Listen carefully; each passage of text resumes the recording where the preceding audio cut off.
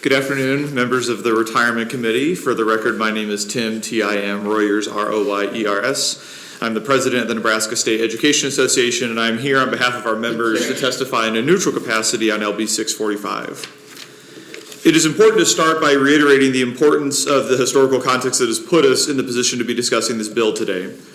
12 years ago, NPERS had a substantially lower funded ratio than it enjoys today. And I think one thing to stress that hasn't been mentioned yet is the fact that had no action been taken, the state would have been obligated to have filled a 9-figure shortfall over the biennium when that was occurring. So it was through the hard work of members of this body, including Senator Conrad, who was here at the time, and organizations like ours and NSEA, a compromise was reached in which public school employees and districts covered 80% of the shortfall that was presented 12 years ago. Many, including then Governor Dave Heineman, were insistent that our plan would be insufficient to the point where he actually vetoed the plan. Despite their predictions, here we are with purportedly a good problem to have in that we have potentially reached the point where the plan is above 100% funded ratio. We are here in a neutral capacity because AM 248 represents a step in the right direction, and we want to recognize and thank Senator Ballard and the governor's office for their willingness to work with us on crafting a solution that honors those past commitments. The amended bill does not just assist this body in its attempt to craft a balanced budget, it also does right by our educators and our school communities. In a time where we know resources are limited, AM 248 presents a chance to provide meaningful improvement in educators' take-home pay at no cost to the taxpayer. However, we are also here in a neutral capacity because we continue to have concerns. First and most obvious, AM 248 has not yet been adopted, and I think we've made our public concerns about the underlying bill very well known. And for the record, as a former debate coach, a different point of view is not misinformation. It's a different point of view on the same situation. Additionally, the actuarial study dated March 7th did not provide us with the information we needed to determine if AM 248 will present a possible challenge to the health of the plan down the road. And I think probably the most important thing I can say on this is, for you as state leaders, if there is a shortfall in future years, it's the state that's obligated to fill the gap, not us. And so my fear is, in your quest to reduce an appropriation, I fear you're setting yourself up for a much larger gap in the future. We are also here in a neutral capacity because we had asked that the amended version of this bill return all contribution rates to what they were before the Great Recession and the subsequent shortfall. While AM 248 does that on the employee side, we also feel it is important to do that on the employer side as well. And the study does indicate that the employer rate could be reduced by more than 2% and still meet the most recent actuarially required contribution rate. The reason this is important to us is because reducing the employer rate would either A, free up resources to reallocate to other areas of compensation, namely salary, or B, result in a net reduction in spending on the part of the school district. I had Elkhorn as an example, presuming Senator Sorrentino was going to be here. It would save Elkhorn $2 million annually. It would save Millard $3.9 million annually. It would save Lincoln Public Schools $7.1 million annually if the employer contribution was reduced 2%. This is quite literally a long session, and we do not want to rush a bill as important as this. We would encourage this committee to seek another study, in part so we can also consider additional elements of the compromise 12 years ago that we think in hindsight may have been overcorrections, namely capping the COLA at 1% for people hired after 2013. So once we have the full information, we hope to continue work with you to craft an amendment that could stick, and obviously happy to answer any questions, and we appreciate your time and consideration. Very good. Questions for this testifier? I have just a couple, Mr. Royers. Yes. Could you help me to understand the timeline a little bit better? Considering what a drastic change this was proposed to be and still is to our teacher retirement plan, when was the first time you heard about it? I was made aware, I believe it was January 8th, that there was a potential bill that was going to be introduced because our GR team had a conversation with the governor's office about the bill. And that was the first time we were able to present our concerns with the bill. Okay, and were your concerns with the bill taken into account by either the governor's office or Senator Ballard? I would say no, given the fact that the bill was introduced as is, but no, it was not until after we notified our members of the concern of what LB645 was, and you and others were inundated with emails, were we able to have a sit down and work on this. And then since that advocacy initiated, what have communications with your members, your office, and Governor Ballard, or the governor's office and Senator Ballard been like? Have they been responsive to questions and concerns? Yeah, I would say so, and I think that's the prime reason we're here neutral and not opposed is because we have seen some willingness to work on this issue, yes. Well, you forecasted and anticipated my next question. I was confused as to why you were here in a neutral position, so I appreciate you clarifying that. Yeah, like I said, we're not fully satisfied with the situation, but we do want to honor a willingness to at least sit down and hear our concerns, and that's why we're here in a neutral capacity. Okay, and then just one last question.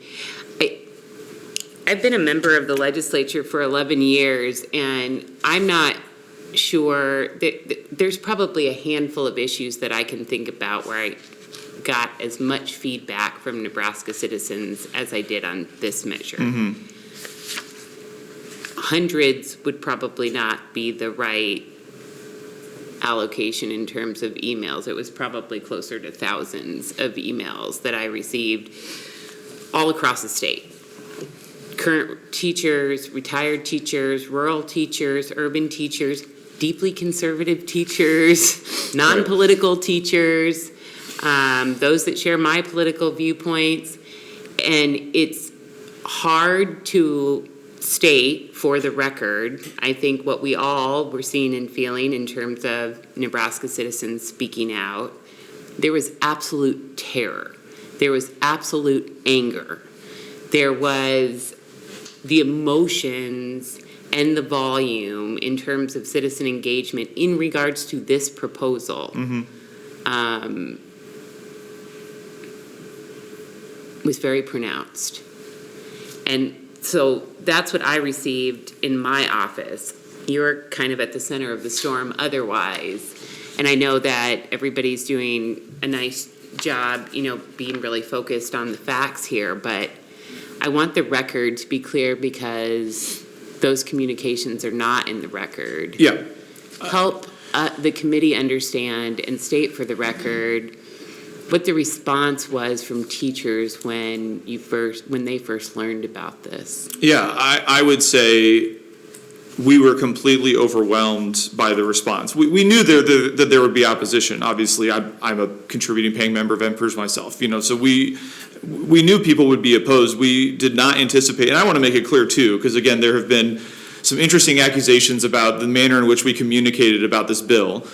We did not do a special, alert. We provide an update to our members every single week about what's going on in the legislature. We put out our weekly update. Certainly this was at the top of the list because, to your point, we knew this was the thing that was of the most concern to us at the time.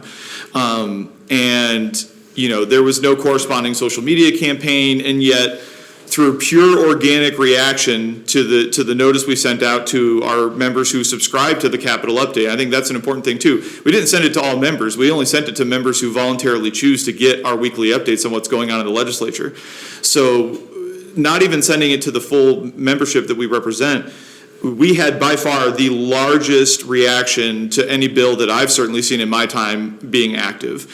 I spent that entire weekend, same as you, emails, phone calls. I had Zooms with people to talk through it. It was, it was an even stronger reaction than in the multi-year school choice saga that we've had. And I think if there's anything I've learned is that, again, I knew that this was going to elicit a strong reaction, but I can say very confidently this is probably the most sensitive issue for educators, in part because presently we pay nearly 10% of our paycheck in. There's a significant percentage of our monthly earnings that we put in to make sure our plan is solvent, to make sure we pride ourselves on the fact that we want to do the 80% of the legwork that I mentioned, and the idea that a future contribution to our plan would be taken away to balance a budget that, through no fault of our own, has a deficit, I think in the eyes of many educators was seen as the latest in a line of insults to the profession that's contributed to a decline to want to be in the profession in the first place. Thank you, Mr. Reyes. I appreciate that. And maybe Senator Ballard can share more of his thinking in terms of how we move forward together in his closing. But if they're essentially, I don't want to speak for you, but I'm trying to understand clearly your last point of your testimony, that you're in a neutral position today because you want more information, more time. If this bill or amendment goes forward as presented, you would become opposed, or you'd remain neutral, or maybe you don't know? Is the neutral position only to ensure all stakeholders have more time for study and negotiation? I would say certainly more information is needed because, for example, the study that we got on March 7th basically indicates it's a coin flip in terms of whether in the next 20 years we're going to dip back down below. And something that I've said consistently through all this to the governor's office of Senator Ballard, and most importantly to our members, is, I mean, I would love to live in a world where we could do a 2.5% increase in pay to our teachers.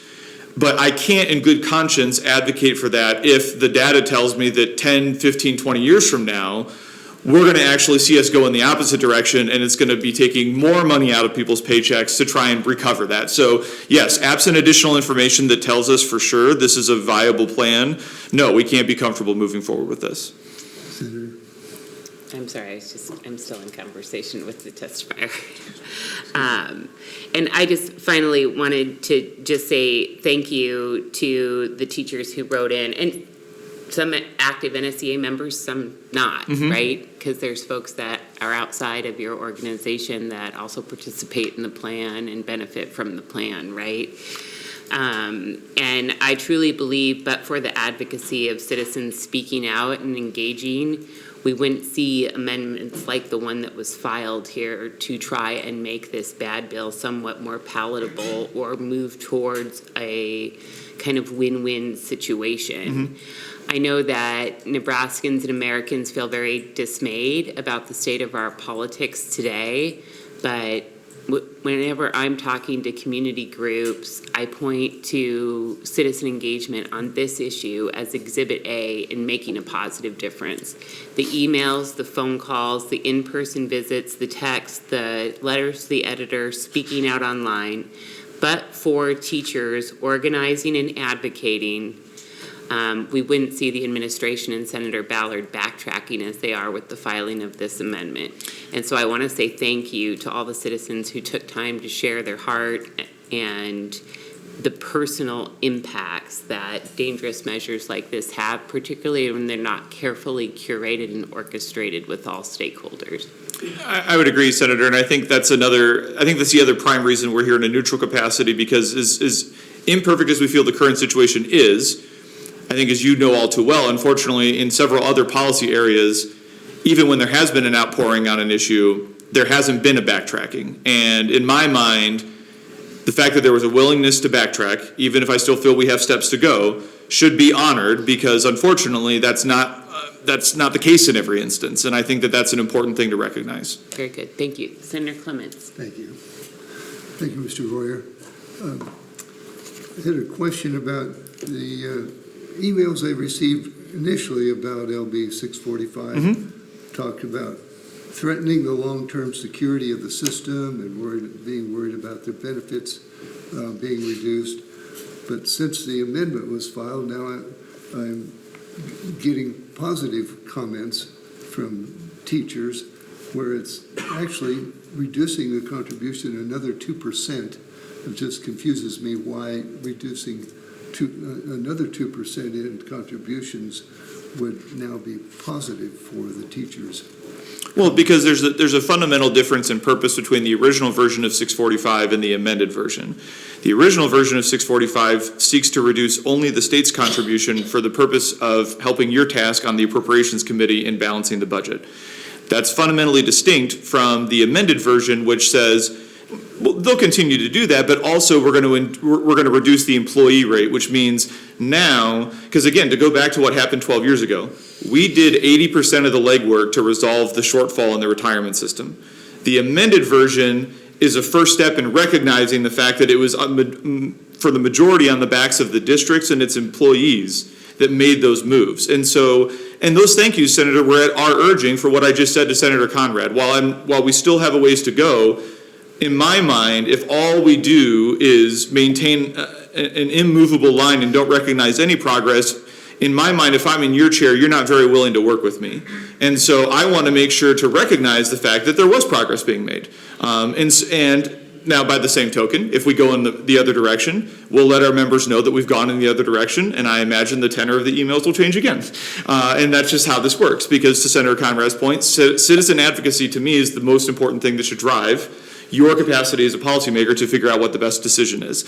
So I don't think, and to your point about, well, this seems that there's an even greater amount taken out, again, to circle back to what we heard at the opening, we are at a point where, based on the study that was submitted in the summer, we are contributing roughly 6% more than we, quote, need to be to maintain 100% funded.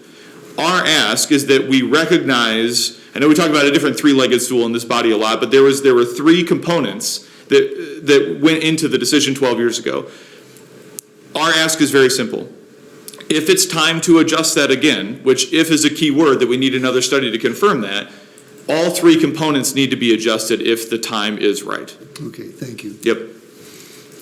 Other questions? Senator Juarez. Thank you, Senator Conrad. So, I guess I'm trying to understand the big picture here, and especially of a scenario that, let's say, for example, if we went with the bill, if it got passed, public dollars going to private schools, okay? And if that scenario went forward in this state, wouldn't you foresee that there might be teachers, hypothetically, who might lose their job if a plan like that went forward? That was certainly a point we were very vocal about in the past 2 years, yes. Okay, so, if there are teachers who do lose their jobs, then obviously that's going to affect the contributions that will go to this plan, right? Sure. Because they won't be participating. Have you guys put up any numbers or scenarios if that happened and what the impact would be on the plan? I'm just curious if any. No, not in that particular scenario, Senator, I apologize. Okay. Yep. Thank you. Oh, last question. Yeah. Thank you, Senator Juarez. Mr. Juarez, I'm not sure, but I was reading some recent news reports in relation to the progression of this legislation.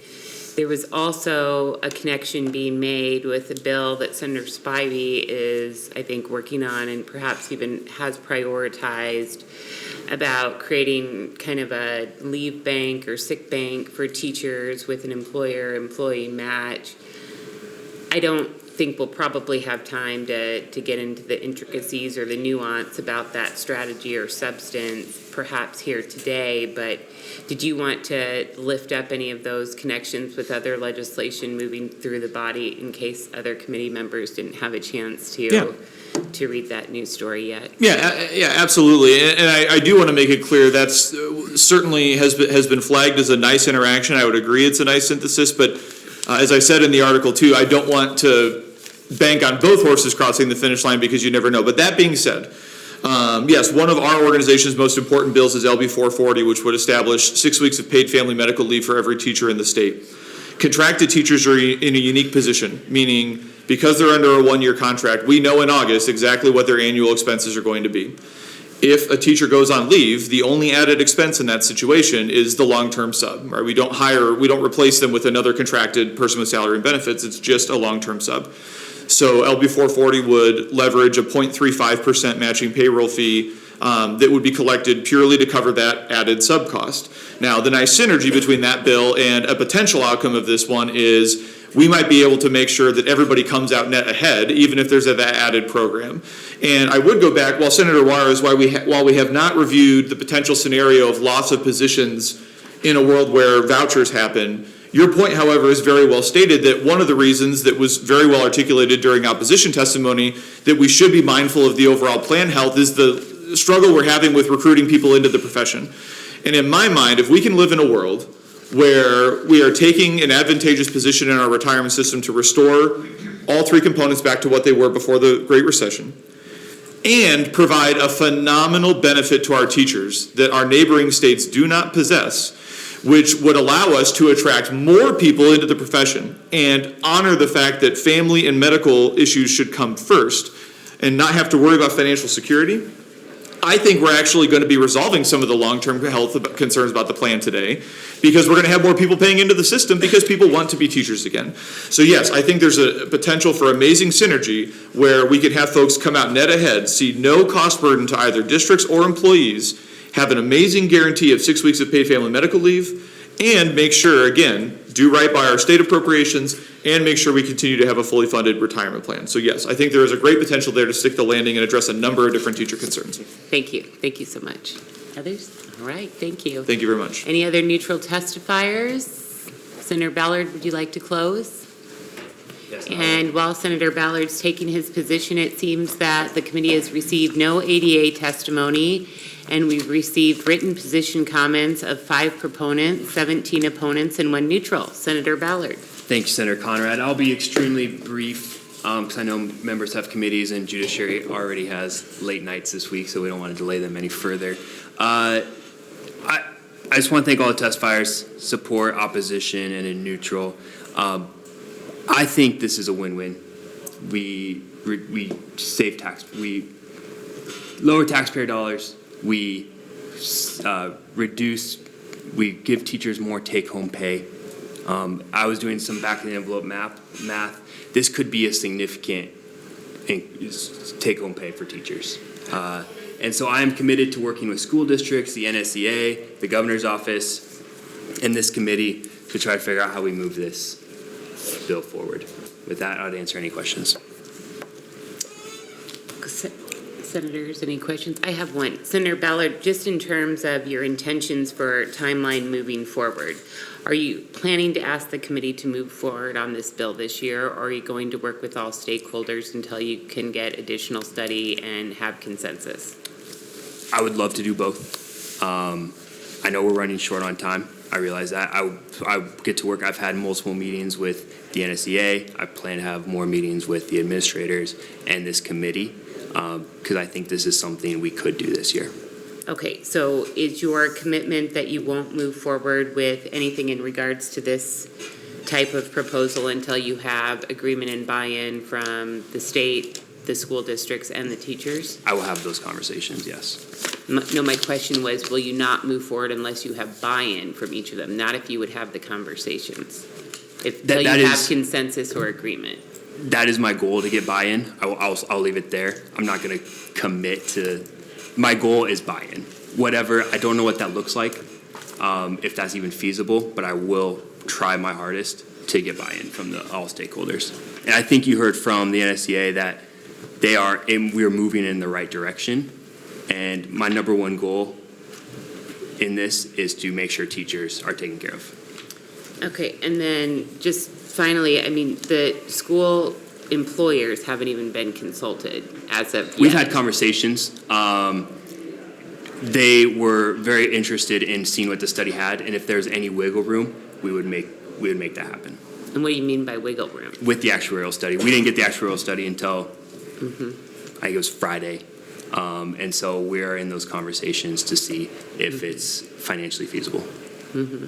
And just to be clear, doing back of the napkin scratch math isn't really sufficient when it comes to stewarding retirement programs.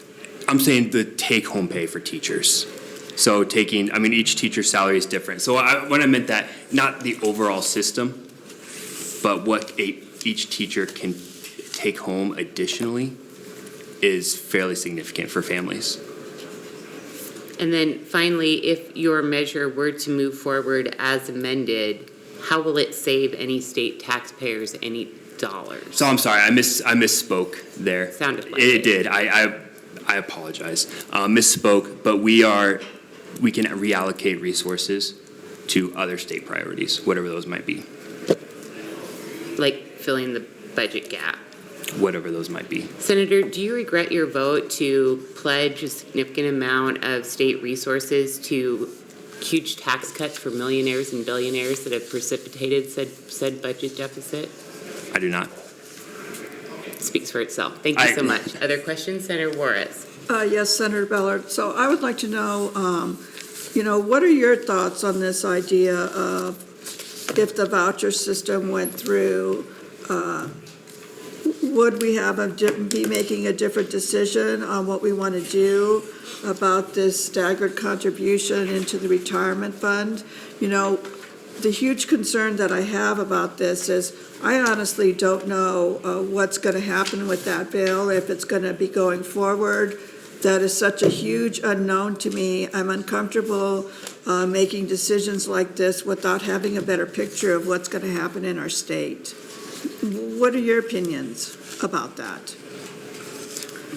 Do you not think the voucher system is going to go through in our state? Because I wish that Senator Sorrentino was here, because I think he was proposing to put that forward to us. Do you have any comments on that? I do not have any, I don't sit on the revenue committee. I don't know if the bill's moving forward. I'm willing to have those conversations.